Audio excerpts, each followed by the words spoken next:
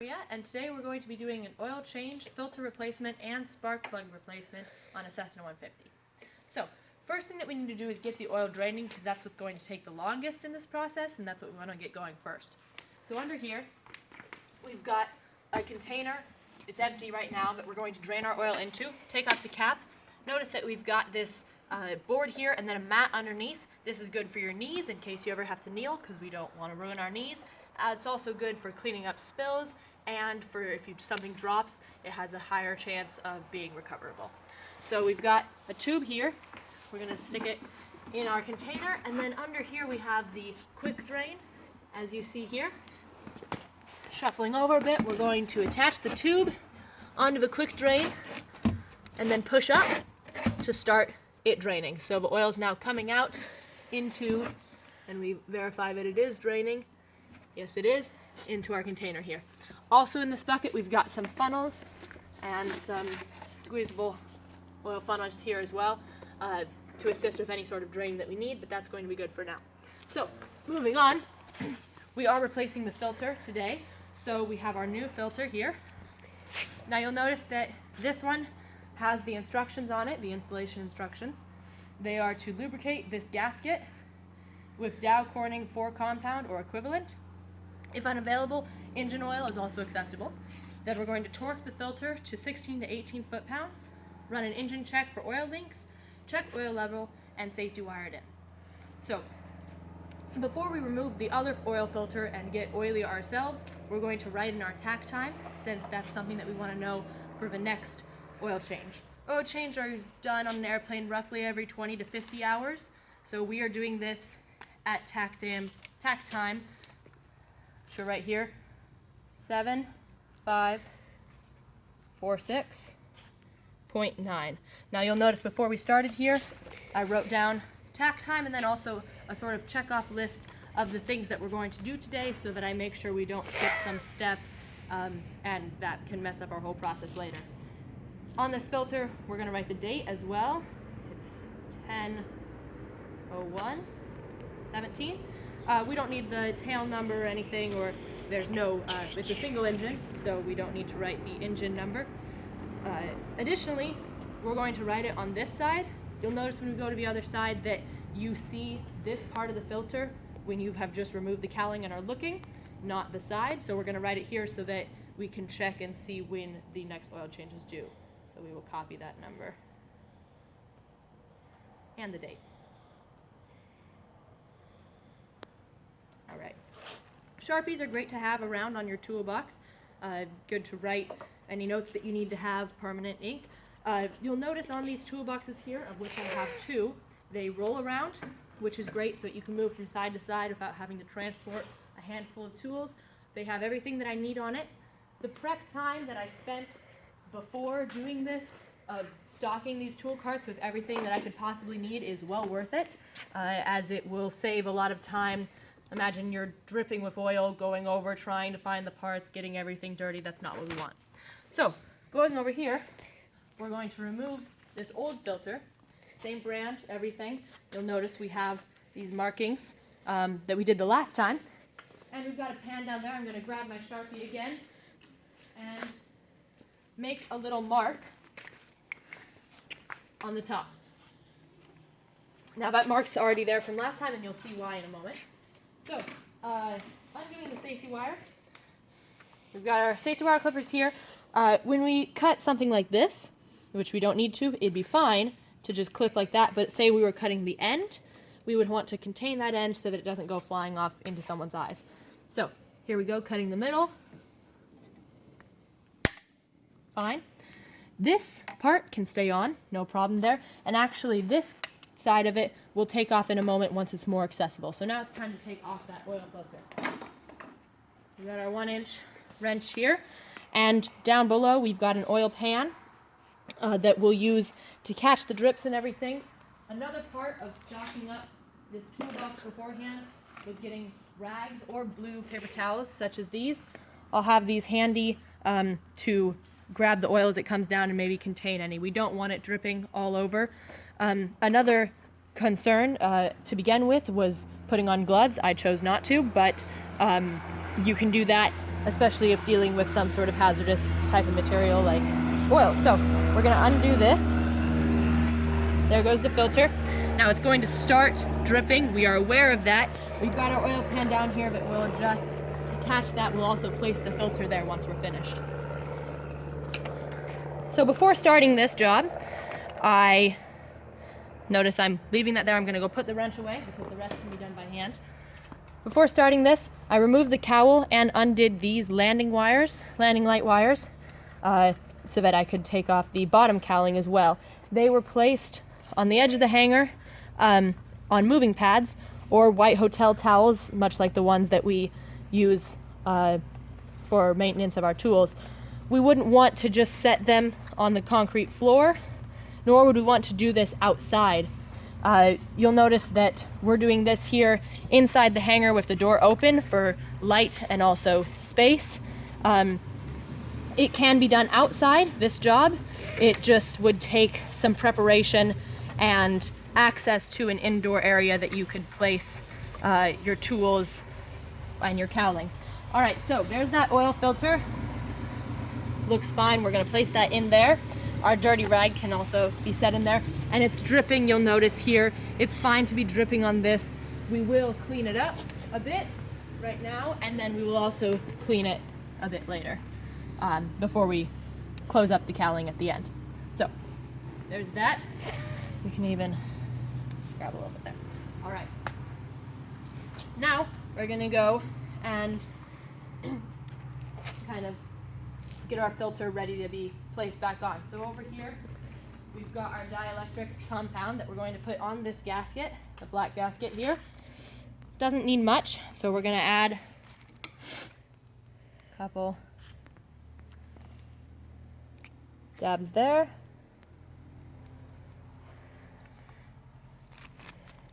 This is to improve the seal of the gasket so that it will hold for longer. So we're going to spread that around. Want to get the whole thing coated.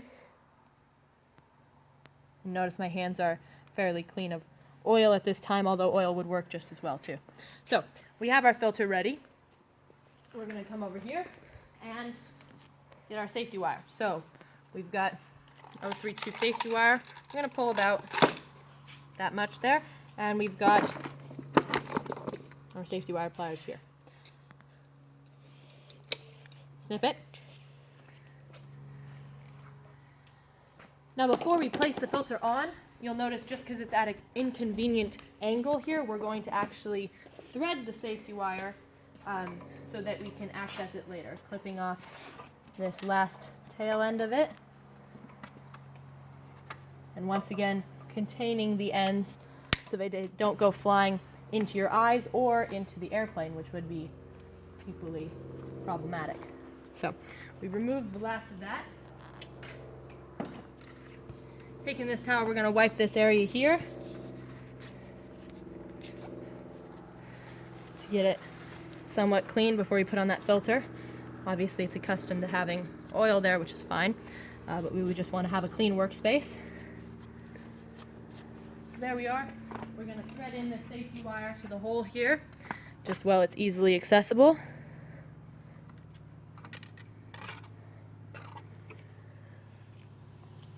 Great. Perhaps we'll wrap it around this bar just to kind of get it out of our way. So now on with the filter. You can thread it by hand at first. Putting it on.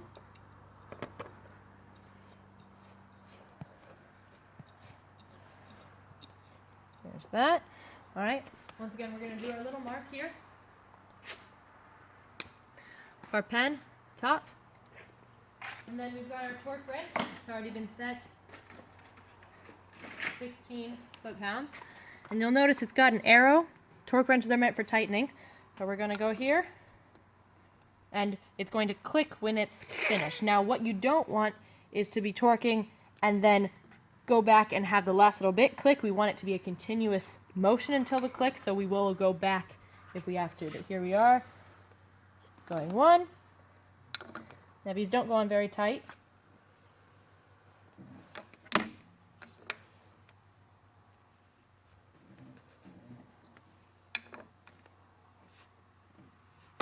Alright, there's our click, and it was part of a continuous, so we know that's fine. Notice that from where it stopped being hand tied, it went about a circle until we had it torqued. So I know, me personally, that's how tight I can get it on. If I were to torque it and it went 2 times around, I know that might be an issue. Maybe there's something wrong with the torque wrench that I would want to figure out. So, putting our tools back on our cart here, notice how useful it's been to be able to access them right here. I could even move it closer to my workspace if I wanted. Now, if I didn't have a rolling cart like this, I could use a white hotel towel like we have here, which we're actually going to use in a moment here. It's soft. If something drops on it, it helps it be recoverable, and it also just gives me a workspace. White is a lot easier to see tools on than, say, just placing them here. It can't dent your airplane if we were to do something like that. So now we've got our safety wire pliers here. Everyone's different. These ones operate with 1 click to hold the wire and a click to release it, and then you pull to turn it around. So we're taking this piece of safety wire that we cut. No harm in cutting perhaps more than you may think you need, because obviously twisting it takes up some space. So we're going to clamp it in. Now this time we're just clamping it so that we can pull it.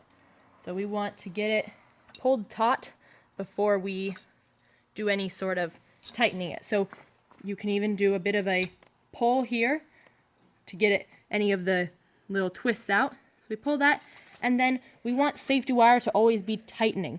If we were to attach it to this right here, imagine it's tightened there, it's pulling it the wrong way. It's pulling it the loosening way. We don't want that. So we're going to come under here and attach to this so that it's constantly tightening it. That's the whole point of safety wires, to keep it from loosening or to even be tightening it. So what we're going to do is estimate here. Release these. And we're going to say, we're going to pull it to this one. So we're going to clamp it right about there. About even with where we want it to go. All right. And notice if these wires were out like this and I go and pull it, now they're brushing up against this. They could be scraping something. They could be hitting my hand. So I'm just going to give them a quick tuck like that so that they're not going to hurt anything. I got it pulled. I'm giving it some twists here. See that? That's what we are trying to do. Keep them in. Pull. And we want these twists to get all the way to the end there. Right about. That looks good. Okay? So, now we're under here. Great. Worked out the way that we wanted. We're going to let go of these, set those aside briefly. And now we're going to thread one of the ends through this hole here.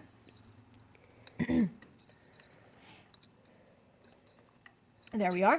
And we're going to pull that tight once we get it.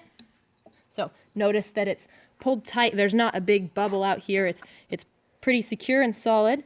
So now we're going to grab just perhaps an inch out. Here we go. Clamp that on again. Once again, maintain your ends. Go ahead, get that pretty tight. And then another thing you do is give it one final twist over, like that. Great. Now, we're going to cut this, say about there. We want to cut it long enough that we can twist it back so that there's not just a sharp end coming out, but we don't want it super long. So what are we going to do? We're going to hold this end here so that it can't go out flying. Right about there, looks good. Slice them. This wire, we're not going to drop it. We're not going to set it somewhere that it could fall in. We're going to put it back on our cart. And now coming in here, not going to spend too much time on this, but we're going to tuck this end in here, kind of clamp them together so that the next mechanic that comes in and works on this doesn't scrape his hand. Notice that I'm fine to be running my hand over it. That means that it's secure enough that no one else is going to get themselves hurt. Now, this is all work that you as a pilot can do also. You don't have to just be a mechanic to be able to be doing this. Under Part 43 of the FAR says what a pilot can do as far as mechanic work on his own airplane. We are perfectly fine to do an oil change, a filter change, and the spark plug change that you're going to see in a moment here. All right, so to recap, that's our oil change minus the putting back in of oil. That's the removal and the replacement of the of the filter. So down here we've got our used filter. The oil that drained out of it, we'll clean that in a moment. And over on this side, we have our oil draining. It's been draining for a while now, and it's almost done. There's no harm in letting it go while we do the spark plug part of it, and we'll replace the oil at the end. All right, so next, moving on to the spark plug. Now when we remove those cowlings, as you see over there, that were placed onto the moving blanket, we were fine to leave that, say, even overnight. If we wanted to leave it with the cowlings off, no harm done to the airplane.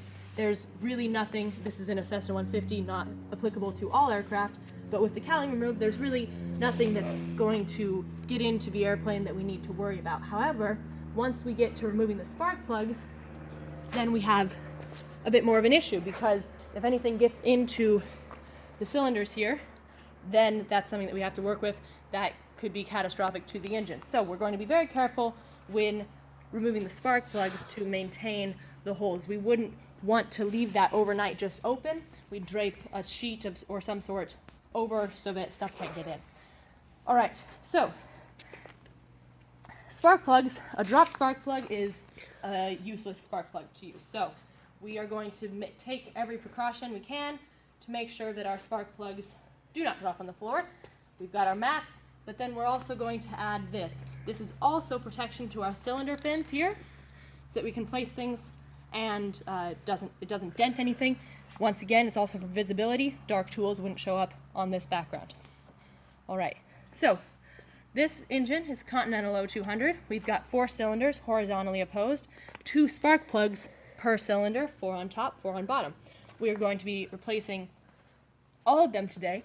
If we were to be just taking them out, we'd have to gap them and inspect them. Today we're just going to be replacing them in their entirety. So first we're going to take off the spark plug leads. You notice that one has already been removed. We're taking this off so that we can remove the spark plugs later. We'll go to the bottom ones afterwards.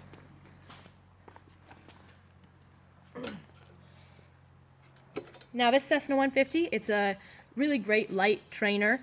It's tricycle or nose gear as opposed to conventional or tail wheel.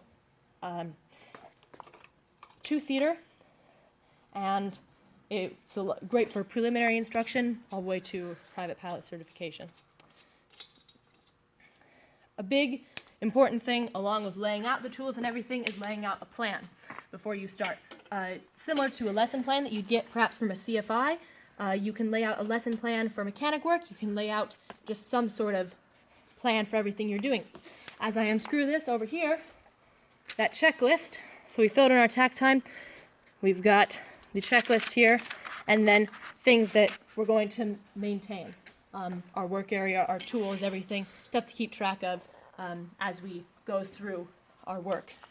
If we wanted to leave this at any point and get back to it, once again, we'd cover that up with a sheet, but we would want to kind of assess where we are, perhaps mark with a flag, a piece of masking tape if there's something that you think the next mechanic might not get. Obviously, the mechanic's going to get the fact that this is here, but perhaps if you failed to safety wire it before you left, that might not be something they check, so that's something that you want to let them know about. Onto the lower spark plugs down here. We can set that as we unscrew these. All right, those are good to hang there, it's fine. So now, removing the spark plugs themselves can be a bit hard for some. It does take some force. We've got a long drive here. Obviously, the longer that you've got of a handle here, the easier it'll be. So we've got this that fits on. Luckily, this also maintains the spark plug when you take it out. So that helps us. We're going to fit that on there. And then this would be a bad angle for me, right? Pushing up from here. That's not helpful, especially for someone who maybe has a bit more trouble taking these spark plugs out. So I'm going to have it up here.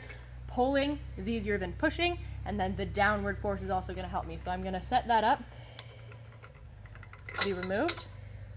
So I'm going to set this on there, get it on. All right, so if I was pulling like this, there's not a problem.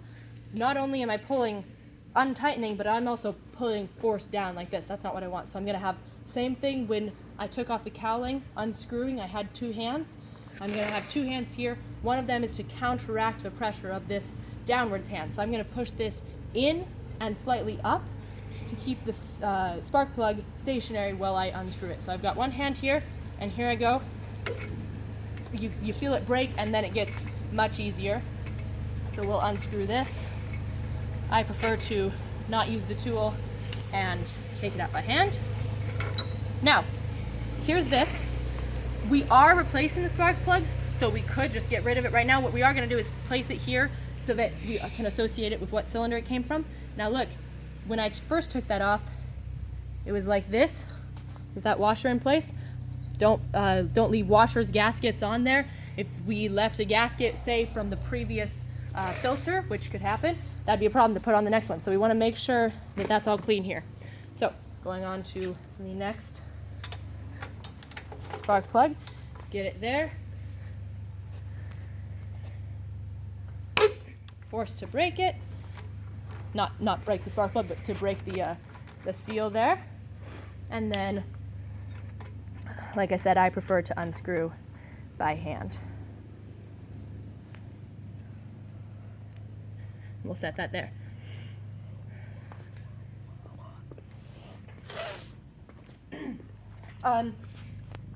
When we were planning this oil change and spark plug replacement, obviously it's not something that has to be done together, an oil change and spark plug change, but there's a matter of when you're doing some maintenance on the airplane, you look to see what else needs to be done. So the spark plugs needed to be changed, and so did the oil, so why not do them together? It's helpful to only have to uncowl everything once and do all that work in one instance, especially if it's something fairly small that you can do at the same time within the span of an hour or so, which is what we planned. For this. This video is being done in live time that it takes. The only things that we did beforehand were taking off the cowling, that's top and bottom, and then we got some spark plugs out of their packaging. That's just cutting the packages open and laying them out there. Everything else is being done in the time that it would take to do it. So here we go with the bottom spark plugs. There's more in the way of bottom spark plugs, but we're gonna get that there. Now look, as you've seen, it takes me a good amount of force to be able to break this, and it normally kind of has a jerk sort of thing. So if I did this here, there's possibilities of hitting this, so I'm going to do it hopefully in a place that it doesn't, if I were to carry through with my actions, it's not going to hurt me. Same thing if we're unscrewing anything, really. We don't want to do it in a way that would damage anything if you continue going around. So we're going to pull up here instead. There's that. Now when I pull this out, I'm going to be careful. Spark plug could come out. We don't want that. It could come out immediately. We don't want that. Looks like we'll get the thing back on.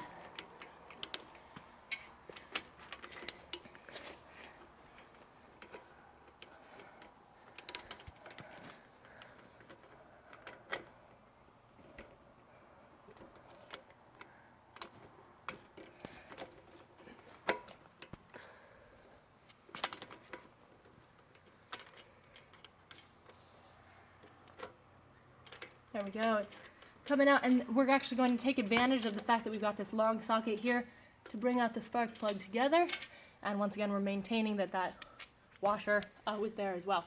I'm going to make a note to myself that per cylinder the lower spark plug is going towards the end of the airplane, since we've got these two here now. Meanwhile, our oil is still dripping, which is what we want. That's good. Now, oil does 6 things in an airplane. The common ones to recall are that it cools, it lubricates, and it cleans. So when we put in oil, you'll notice that it's an amber color, and you'll notice that the oil dripping out here is black. So that's it cleaning the engine as it cycles through.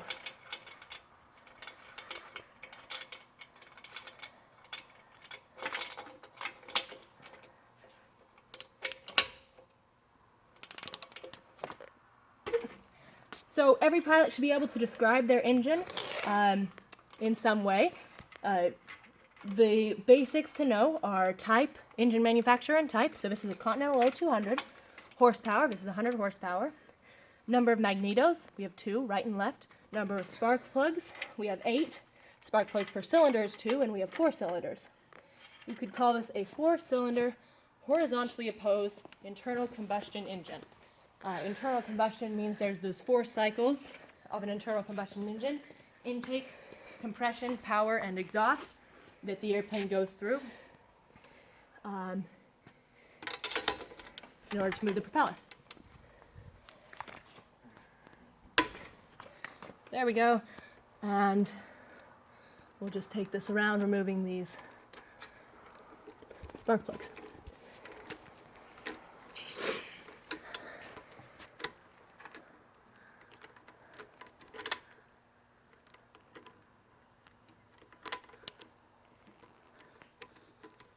Notice that I've got a hand here. I could be doing this type of thing.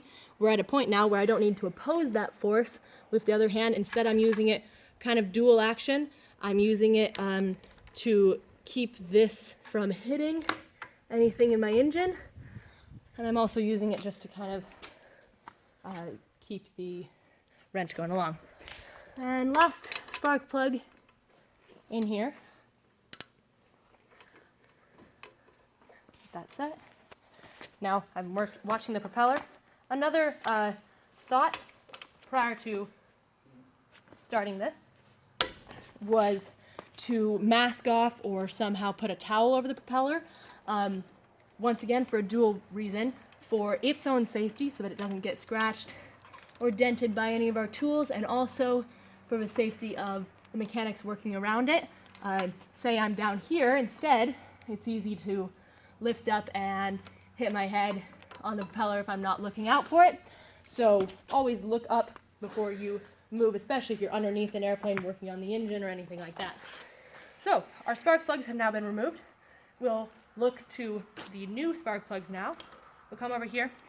My hands aren't that dirty, but since I've got these nice rags here, they're new spark plugs. I don't want to get any grease, oil on them. Just a quick rub here. And now we can proceed.